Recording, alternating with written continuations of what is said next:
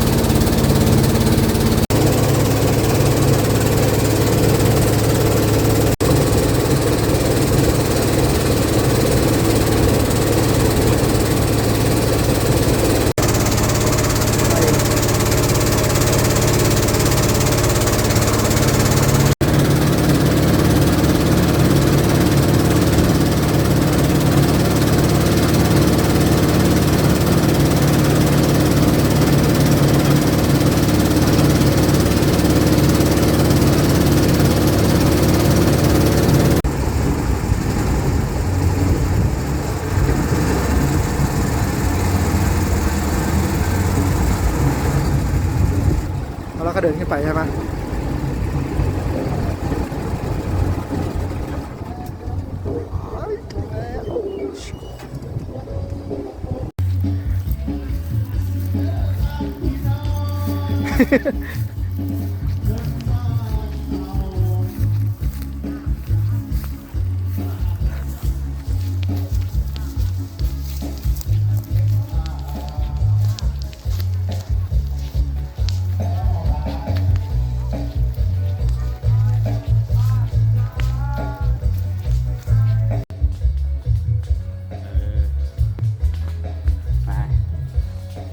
แล้วก็ถ่ายมาจนถึงขั้น อ่ะ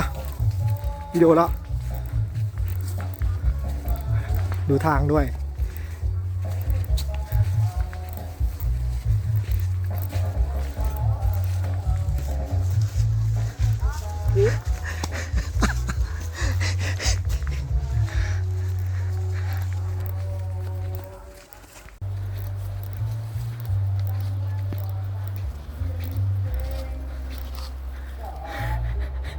เหมาะ เหมาะอะไรครับ เหมาะมาก เหมาะอะไร เหมาะมากที่จะมาแอดเวนเจอร์ เหมาะอะไร แต่ไม่เหมาะกับกูนี่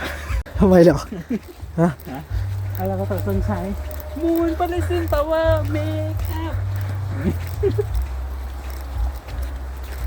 ฝั่งนู้นเขาบอกว่าเอ๊ะเหมือนจะมีกระเทยมาหรือเปล่า ภาพนิ่งใช่ไหมภาพนิ่งเฮ้ยเข้าอุโมงค์แล้ว มาถูกทาง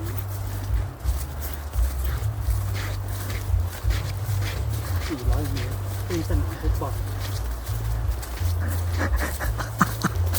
เดินดีๆวะ 400 เมตรของใครอ่ะ400 เมตรสากลแล้ว400 เมตรใครมาวัดยักษ์หรือเปล่า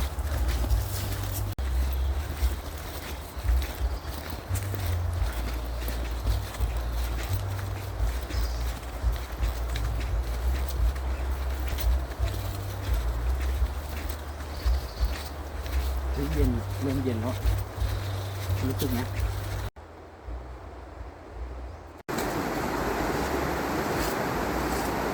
โอ้ย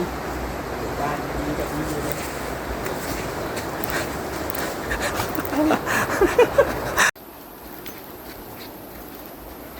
ซึ่งนี้ถ้าเกิดว่าใครจะมาน้ำตกวังเต่านะฮะผมแนะนำให้คุณปักหมุดที่ท่าเรือมาบกาดเลยห้ามปักหมุดไปน้ำตกวังเต่านะเพราะคุณน่ะอาจจะพลาดได้หยุดฟังสักนิดถ้าเกิดว่าใครจะไปน้ำตกวังเต่านะฮะให้ปักหมุดไปที่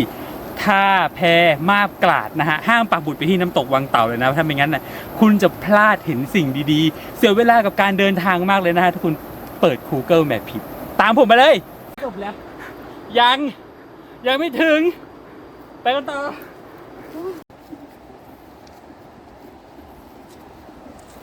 ระวังระวัง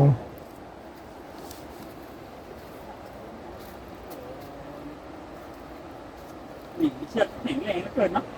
ยี่ห้าดูด้วยตาของคนที่ขาดอยู่นี่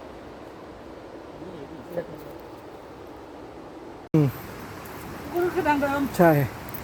น่ารักแม่ไหลไปตามน้ำเลยนะ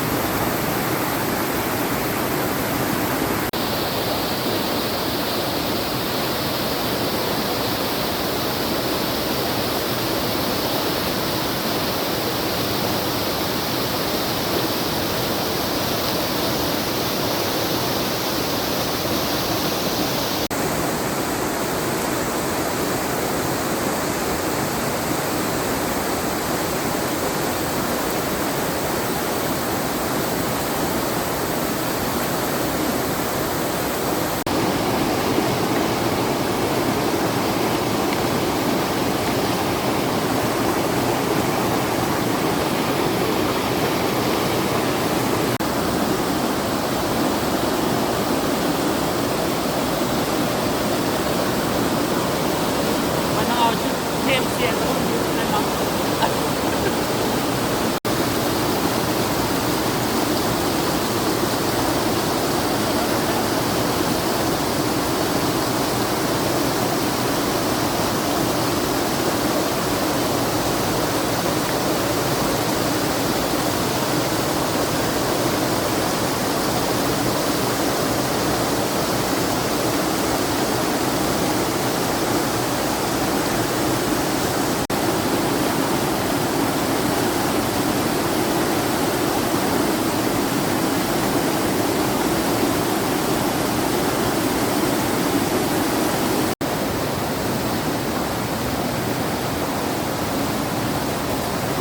ลึกๆฮึบฮึบขอสักประมาณ15 วิเอาไปลงสตอรี่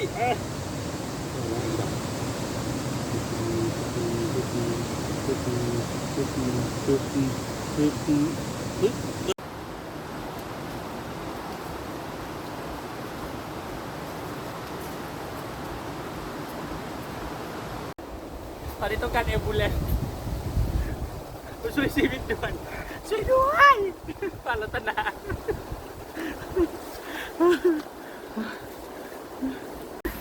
หันมาอ่ะ ประเด็นคือกูจะไปยังไงต่อ รอดนี่เหรอ จากนักท่องเที่ยวสู่ผู้ประสบภัยนะ ไป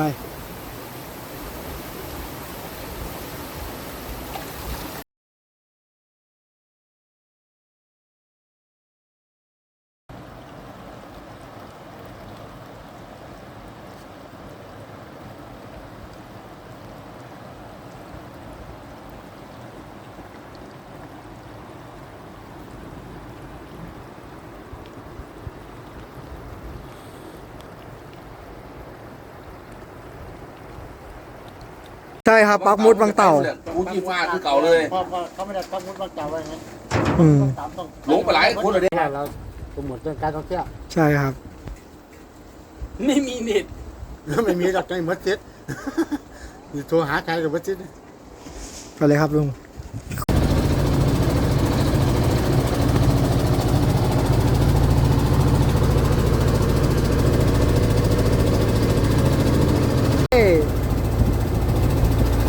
ยังสวยยัง ซีนโคราชนี่เลย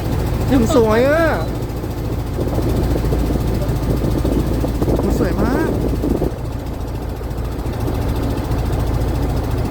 แล้วมันมีเม็ดฝนลงมาดา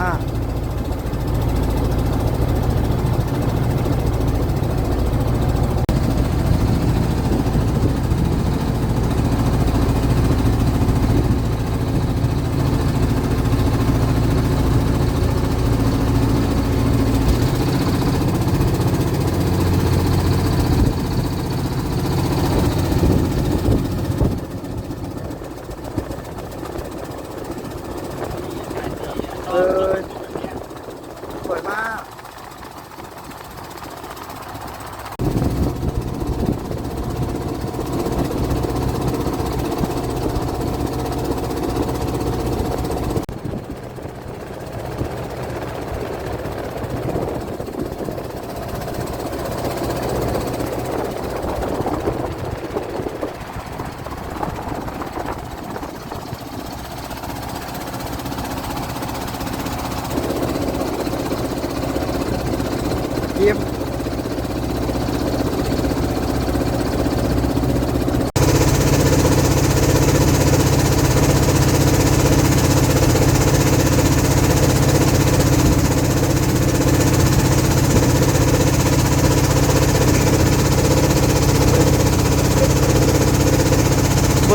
เวอร์ ลงสตอรี่ ไม่ใช่ของจริงดอก ก็ปั่นให้แข็ง เออ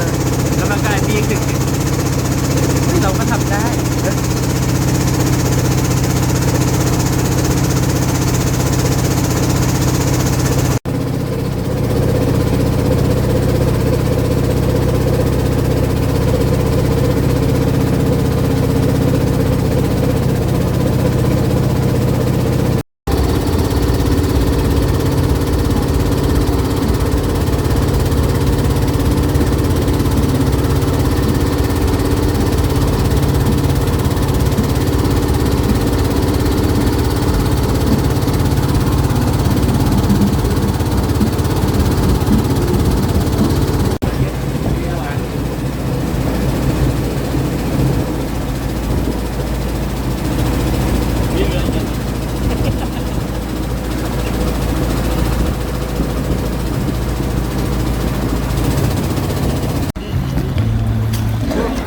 นะครับฝากเรือลงอีกด้วยนะเรือสีเรนโบว์เลยเห็นไหม